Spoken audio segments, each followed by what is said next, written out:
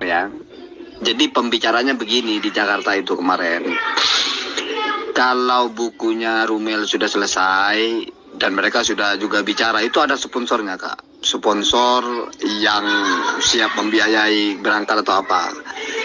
Nah, salah satu dari pembicaranya itu kalau bukunya sudah selesai, itu kan nanti akan ada roadshow buku itu. Rumel bicara tentang penelitian sejarahnya, saya bicara tentang ilmu nasab. Itu yang digodok itu. Tapi saya kepikiran Rara terus.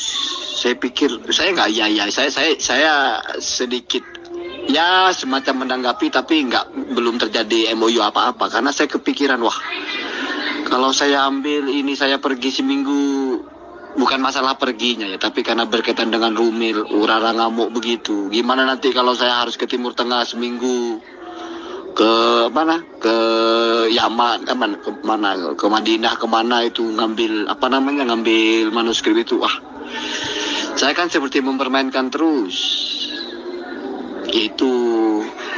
Nah, saya baru terpikir juga, apa mungkin kalau nggak bisa Rara menerima itu, ya saya ngalah aja mungkin ya. Saya ambil jalan tengahnya aja, saya tetap main di YouTube saja dan tidak ada keterkaitan dengan mereka. Atau bagaimana ya, nggak tahu juga.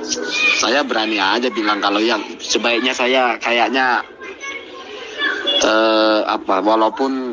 walaupun ya sama-sama nggak enak sih. Saya bilang saya mungkin tidak bisa terlibat terlalu jauh, mungkin hanya main di belakang atau bagaimana gitu. Cuman ya nggak jadi dapat duit banyak, itu aja sih.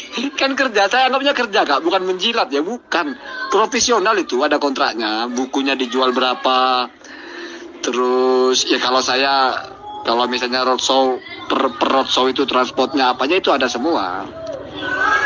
Itu maksud saya itu. Ya memang itu karir ya, tapi kan memang nggak sinergis sih.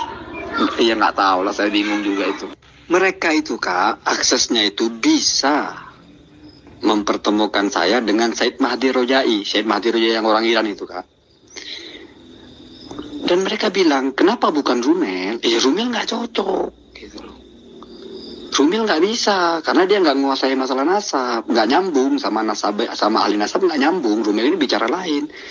Makanya kalau ada begitu, kemarin maunya itu mau live stream yat gitu, tapi kayaknya nggak memungkinkan di Iran. Saya tangkap mereka ini tahu posisi saya Kak. Saya kan sudah bilang sama kalian ini, mereka yang bilang ini ahli basul masail, di atasnya Rumil masalah itu. Kalau Rumil nggak bisa itu. Rumil itu bicara apa yang dia teliti ya. Saya dengar sore, demi Allah, mereka berkata begitu kok. Sampai saya yang nggak nyaman, saya bilang, saya ledekin, ini mau ngadu domba pribumi nih. Ketawa mereka, enggak, saya jujur Gus. Saya lihat konten antum menjelaskan ini itu lain dengan Rumil, katanya. Gergetan mereka Kak, ketika dengar Rumil berdebat sama Kiai Imad itu. Rumil kayaknya kalau berdebat begitu sih. Gitu.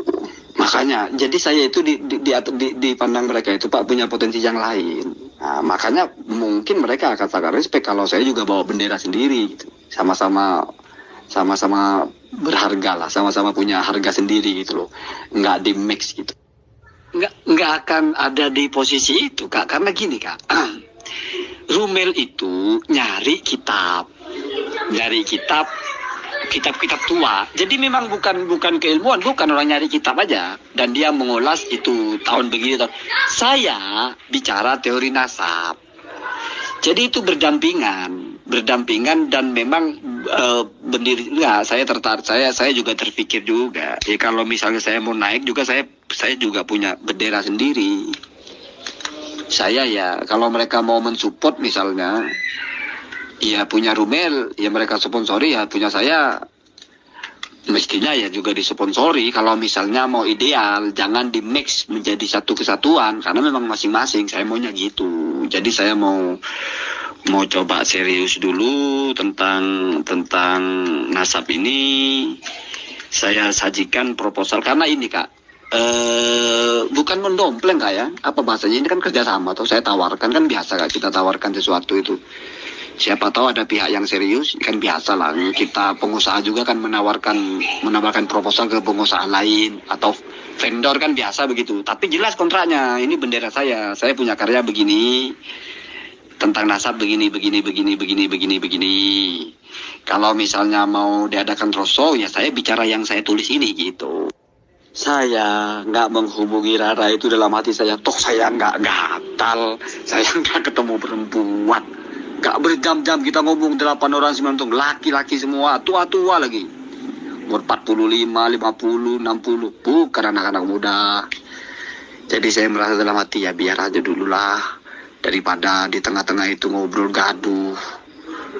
Ya itu saya bilang saya sedang kerja gitu loh, itu. Jadi saya 2 hari apa 3 hari di Jakarta itu, setiap malam itu kita rapat-rapat ngobrol-ngobrol itu, mematangkan itu.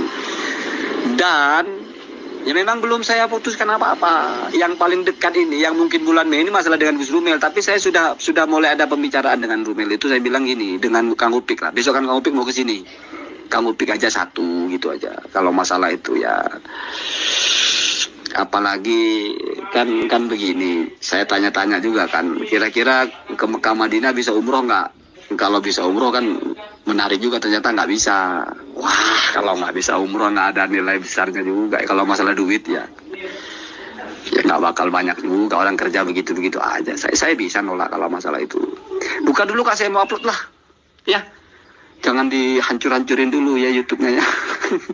Saya takutnya gini Kak. Sudah saya upload, terus tiba-tiba dihancur YouTube itu bukan berimbas ke saya aja Kak. Mesti akan berimbas kepada dinamika ini.